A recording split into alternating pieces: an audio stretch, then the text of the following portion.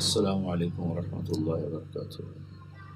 الحمد للہ الذی بیدہ الملک وهو علی کل شیء قدیر، واشهد ان لا الہ الا اللہ وحدہ لا شریک لہ، واشهد ان سیدنا و مولانا محمدا عبدہ ورسولہ، اما بعد۔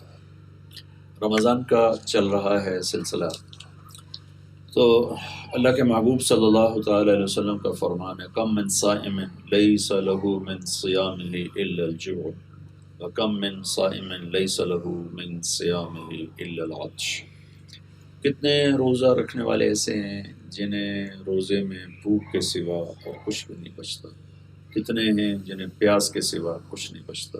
دونوں الفاظ ہیں، بھوک کا بھی لفظ ہے، پیاس کا بھی لفظ۔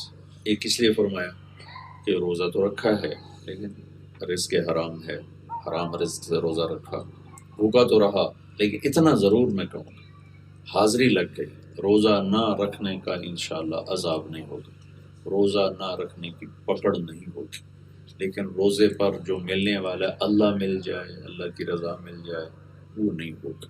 اتنی اس امت کے ساتھ یہ رعایت ضرور برتی گئی ہے۔ بہت سے لوگ کہتے ہیں اس کی تو رشوت کھاتا ہے، اس کی نماز کیسے کیا فائدہ، اس کا تو مال حرام ہے، یہ تو سود کھاتا ہے، اس کے حج کیسے کیا فائدہ۔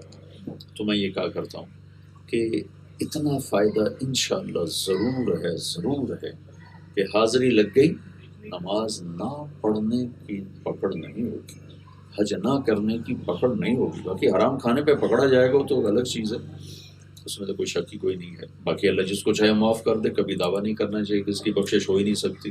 وَيَغْفِرُ مَا دُونَ ذَلِكَ لِمَن يَشَاءُ، اللہ نے کہا بس ایک چیز معاف نہیں کروں گا، ان اللہ لا یغفر ان یشرک بہ، ایک میں شرک معاف نہیں کروں گا، وَيَغْفِرُ مَا دُونَ ذَلِكَ لِمَن يَشَاءُ، جس کو چاہوں معاف کر دوں۔ ایک بازاری عورت تھی، پیشہ کرنے والی، اللہ کے نبی نے فرمایا ایک کتے پیاسے کو پانی پلایا، اللہ نے اس کو بخشش فرما دی۔ پیاسے کتے کو پانی پلانے پر بخشش، ساری زندگی کام کی چھوڑا بھی نہیں وہ کام، بخشش ہو گئی ایک کتے کو پانی پلانے پر۔ تو لہٰذا یہ کبھی نہیں کہنا چاہیے کہ اس کی بخشش نہیں ہو سکتی، یہ اس کا تو کوئی عمل قبول نہیں، اس کو تو نیکی قبول نہیں۔ یہ اللہ تعالیٰ کے ہاں معاملہ ہے، بہت کریم اور رحیم ذات سے واسطہ ہے۔ کسی ایسے ہم اللہ کو دنیا کے بادشاہوں پہ قیاس نہ کریں، وہ تو ورا اور ولا ذات ہے۔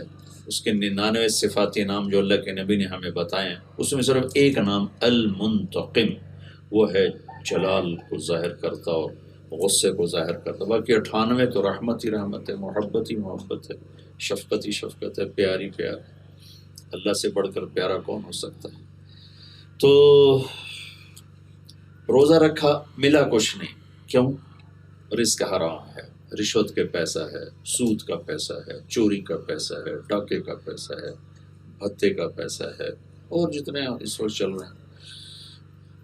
یا رزق تو حلال ہے لیکن سارا دن غیبت ہے، جھوٹ ہے، گالی ہے، مار پیٹ ہے، ظلم و ستم ہے، ناپ تول میں کمی ہے، حق تلفی ہے، مزدور کو مزدوری نہیں دی، ملازم کو ڈانٹ ڈپٹ میں ظلم و ستم تک پہنچ گئے، تھوڑی اس کی کمی پر، تھوڑی اس کی غلطی پر زیادہ اس کو سزا دی۔ یہ ساری وہ چیزیں یعنی جو کبیرہ گناہ ہے، ماں باپ کی نافرمانی ہے، جوا کھیلنا ہے، جھوٹ بولنا ہے، سود کھانا ہے، یہ ساری وہ چیزیں ہیں جو ہمارے روزے کو خراب کر دیتی ہیں، برباد کر دیتی ہیں۔ تو روزے کو بچانے کے لیے گناہوں کا چھوڑنا، اور گناہ کا چھوڑنا اس کو اللہ کے نبی نے معیار عبادت بنا دیا۔ میں قربان جاؤں، میرے نبی نے فرمایا کہ سب سے بڑا عبادت گزار کون ہے؟ جو ساری رات تہجد پڑھے؟ نہیں۔ جو سارا سال روزے رکھے؟ نہیں۔ یہ تو 10 کروڑ میں ایک بھی ایسا نہیں کر سکتا۔ میرے نبی نے وہ پیمانہ بتایا کہ میں بھی کر سکتا ہوں، آپ بھی کر سکتے ہیں، بچے بھی کر سکتے ہیں، بوڑھے بھی کر سکتے ہیں۔ اس میدان میں سب ریس لگا سکتے، ہاتھ بھی نہیں، پاؤں بھی نہیں، وہ بھی ریس لگا سکتے۔ میرے نبی نے فرمایا اتق المحارم تکن اعبد الناس۔ ابو ہریرہ رضی اللہ تعالیٰ عنہ سے فرمایا، پوری حدیث آپ کو سناتا ہوں۔ آپ نے فرمایا من یاخذ عنی ہؤلاء الکلمات، کوئی ہے مجھ سے یہ چند باتیں سیکھ لے، فیعمل بہن، خود عمل کر لے، اور یعلم من یعمل بہن، یا کسی ایسے کو بتا دے جو ان پر عمل کر لے۔ میں قربان جاؤں، آگے بتانے کے لیے خود عمل کو بھی شرط قرار نہیں دیا کہ پہلے خود عمل کرو پھر کسی کو کہو. ہمارے پورے ملک میں یہ غلط مفروضہ قائم ہے کہ کسی کو خیر کی بات اس وقت کہو جب تم خود بھی عمل کرتے ہو. یہ مشہور حدیث ہے اور صحیح حدیث ہے اور سارے بڑی 6 کتابوں میں یہ ہے. آپ نے فرمایا کہ کوئی ہے مجھ سے چند باتیں سیکھ لے، خود عمل کر لے یا کسی عمل والے کو بتا دے. تو معلوم ہوا کہ کسی کو بتانا ہر حال میں ہمارے ذمے ہے، چاہے اپنا عمل ہو یا نہ ہو، وہ خیر ایک الگ بات ہے. تو ابو ہریرہ کہنے لگے یا رسول اللہ میں تیار. تو آپ نے فرمایا، آپ نے ان کا ہاتھ پکڑا اور یوں انگلی یوں نا ایسے انگلی کو ایسے اپنے ان کی ہتھیلی کے ساتھ لگایا اور فرمایا کہ اتق المحارم تکن اعبد الناس. ابو ہریرہ گناہ چھوڑ دے سب سے بڑا عبادت والا بن جائے گا. فی الحال میں اسی مضمون کو بیان کرنا چاہتا ہوں لیکن پوری حدیث سناتا ہوں. ارض بما قسم اللہ لک تکن اغنى الناس. قناعت کر دے سب سے بڑا مالدار بن جائے. قناعت کا کیا مطلب ہے؟ کہ دنیا کی ریس لگانا چھوڑ دے. کمانا نہیں، ریس لگانے والا ہمیشہ بھوکا ہوتا ہے، چاہے وہ بلینئر ہو، چاہے وہ خربوں پتی ہو، چاہے سونے چاندی کے محلوں میں رہتا ہو. اگر وہ ریس میں ہے تو اس سے بھوکا اور فقیر کوئی نہیں. اور جو اپنی مرضی سے کماتا ہے اور جاتا ہے اس سے بڑا غنی کوئی نہیں. تو آپ نے فرمایا ریس لگانا چھوڑ دے سب سے بڑے غنی بن جاؤ. پھر تیسری انگلی کو ایسے یوں نیچے کیا اور فرمایا احسن الی جارک تکن مؤمنا. پڑوسی سے اچھا سلوک کر چاہے کوئی بھی ہو تو ایمان والا بنے گا، کامل ایمان والا بنے گا. پھر چوتھی انگلی کو ایسے نیچے کیا احب للناس ما تحبه لنفسک تکن مسلما. جو اپنے لیے پسند ہے وہ دوسروں کے لیے پسند کر تو پکا مسلمان بنے گا. پھر پانچویں کو ایسے کیا لا تکثر الضحک فإن کثرة الضحک تمیت القلب. ہر وقت نا ہنستا رہے کہ ہر وقت ہنستے رہنا دل کو مردہ کر دیتا. ہنسنے سے منع نہیں فرمایا، ہر وقت ہنسی مذاق ہا ہا ہی اس سے منع فرمایا، اس سے دل مردہ ہو جاتا. تو میرے نبی پاک صلی اللہ تعالی علیہ وسلم نے عبادت کا بڑا خوبصورت پیمانہ قرار دیا. گناہ چھوڑ دو سب سے بڑے عبادت گزار بن جاؤ.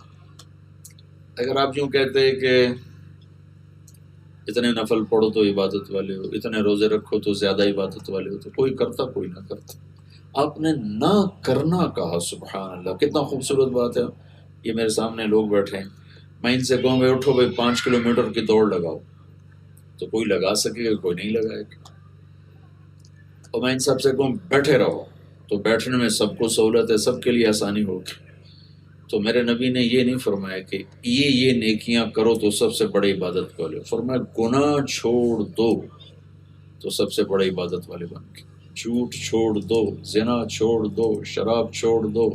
چھوڑنے کا کیا ہے؟ قتل چھوڑ دو، جوا چھوڑ دو، ناچ گانا چھوڑ دو، ماں باپ کی نافرمانی چھوڑ دو، غیبت، حسد، بغض، کینہ یہ چھوڑ دو، سب سے بڑا عبادت گزار بن جاؤ. تو عبادت کا پیمانہ میرے نبی نے گناہ چھوڑنے کو بتایا کہ گناہ چھوڑو سب سے بڑا عبادت والا تو بنے گا. تو آپ میرے نبی پاک صلی اللہ تعالی وسلم کی شفقت ہے کہ آپ نے اپنی امت کو کبھی مشقت میں نہیں ڈالا، بڑے بڑے اعمال بڑے بڑے وظیفوں پہ نہیں ڈالا. ایک آدمی آ کر کہنے لگا یا رسول اللہ مجھے کوئی وظیفہ بتائیں، میری روزی کم ہے. تو کتنے وظائف ماشاءاللہ لکھے ہوئے سارے صحیح ہیں، لیکن میرے نبی نے کتنا آسان کر کے اس صحابی کو کہا آپ نے فرمایا باوضو رہا کر تیرا رزق بڑھ جائے گا. تو باوضو رہنے میں نہ کوئی مصلی پہ بیٹھنا پڑتا ہے، نہ کوئی نفل پڑھنے کی بات ہے، نہ کوئی تسبیح پڑھنے کی بات ہے. آسان کام ہے کہ جب وضو ٹوٹے وضو کر لو، اللہ تیرا رزق بڑھا دے گا. تو اپنی امت پر شفقت کی وجہ سے اب ہر وقت اپنی امت کو مشقت سے بچاتے تھے. 3 دن تراویح کی نماز پڑھی، چوتھے دن نہیں آئے. فرمایا کہ مجھے ڈر لگا کہیں فرض نہ ہو جائے.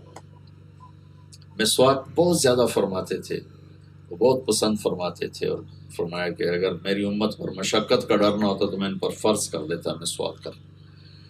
تو گناہوں کا چھوڑ دینا یہ پورے دین کی حفاظت ہے، پورے معاشرے کی حفاظت ہے. اور اس میں خاص طور پر میں نے پچھلے اس میں نشست میں بھی کہا تھا، پھر اس کو دہراتا ہوں چونکہ وبا عام ہے اس زبان کی حفاظت فرمائے، اس کو غیبت سے پاک فرمائے، اس کو چغلی سے پاک فرمائے، اس کو نمیمہ سے پاک فرمائے۔ چغلی اور غیبت دونوں کی ایک ہی شکل ہے، لیکن نیت کے فرق سے عمل بدل جاتا ہے۔ جیسے اب ہم نے روزہ رکھا، ہماری نیت فرض ہے تو فرض ہے، رمضان کے آگے بھی روزہ ہی ہوگا، لیکن نیت دوسری ہوگی تو وہ نفل بن جائے گا۔ کسی کی برائی کرنا یہ غیبت ہے۔ غیبت سے اوپر ہے چغلی، جس کو عربی میں نمیمہ کہتے ہیں۔ وہ کیا ہے؟ کسی کی برائی کرنا، دو آدمیوں میں نفرت بٹھانے کی۔ میں کسی کی غیبت کر رہا ہوں، اس کی برائی بیان کر رہا ہوں، اس حد تک تو غیبت ہے، لیکن میں یہ چاہتا ہوں کہ اس کی اور اس کی بھائی کی آپس میں لڑائی ہو جائے، اس کی اور اس کی بیوی کی آپس میں لڑائی ہو جائے، اس کی اور اس کے چاچا کی آپس میں لڑائی ہو جائے، اس کی اس کے دوست کی آپس میں لڑائی ہو جائے، اس نیت سے میں اس کی برائی بیان کرتا ہوں تو اس کو نمیمہ کہتے ہیں۔ یہ غیبت سے بھی آگے کی چیز ہے، اور بہتان اس سے بھی اوپر کی چیز ہے کہ کسی پر جھوٹا الزام لگا دینا، کسی پر جھوٹی بات لگا دینا۔ جیلوں میں جانا ہوتا ہے، عدالتوں میں بھی بیان ہوتے ہیں، 70% جھوٹے کیس چل رہے ہیں، جھوٹے مقدمے چل رہے ہیں، پھر ہم کہتے ہیں کہ یہ کیا ہو رہا ہے، یہ کیوں ہو رہا ہے۔ یہ تو ہم اللہ کا شکر ادا کریں کہ محمد مصطفیٰ صلی اللہ تعالی وسلم کی دعاؤں کے طفیل ہم مسخ نہیں ہوئے، ورنہ جو کچھ ہو رہا ہے ہم بندر بن جاتے، خنزیر بن جاتے۔ جو کچھ ہو رہا ہے اس پر درود و سلام پڑھو، انہوں نے ساری زندگی رو رو کر اپنے اللہ کو منایا کہ میری امت کے ساتھ یا اللہ ایسا نہ کرنا کہ یہ بندر اور خنزیر بن جائیں۔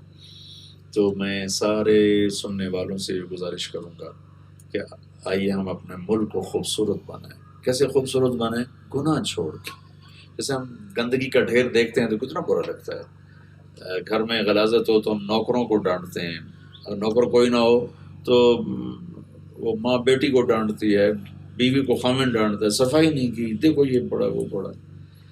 ایسے میرے اللہ کو ایک گندگی بڑی پسند ہے، ناپسند ہے، وہ جھوٹ ہے، وہ غیبت ہے، وہ ظلم ہے، وہ نفرت ہے، وہ بغض ہے، وہ حسد ہے، وہ طمع ہے، وہ حرص ہے، وہ لالچ ہے، وہ عداوت ہے، وہ انتقام ہے۔ یہ غلاظت کے ڈھیر ہیں سارے ملک میں، ایسے بدبو پھیلی ہوئی ہے۔ تو آئیے ہم صفائی مہم شروع کریں۔ وہ صفائی مہم کیا ہے کہ ہم اپنے گھروں کو، بازار کو، ماحول کو گناہوں سے پاک کریں۔ کبھی ہو جائے، انسان ہے وہ انسان ہی کیا جو خطا نہ کرے۔ یہ تو میں نہ کہتا ہوں اور نہ یہ توقع رکھنی چاہیے کہ انسان ہو اور اس سے گناہ نہ ہو، ناممکن ہے۔ ہوگا تو پھر کرنا کیا ہے؟ توبہ کرنی، استغفار کریں کہ اللہ سے معافی مانگیں، ہوگا جو معاف کیا۔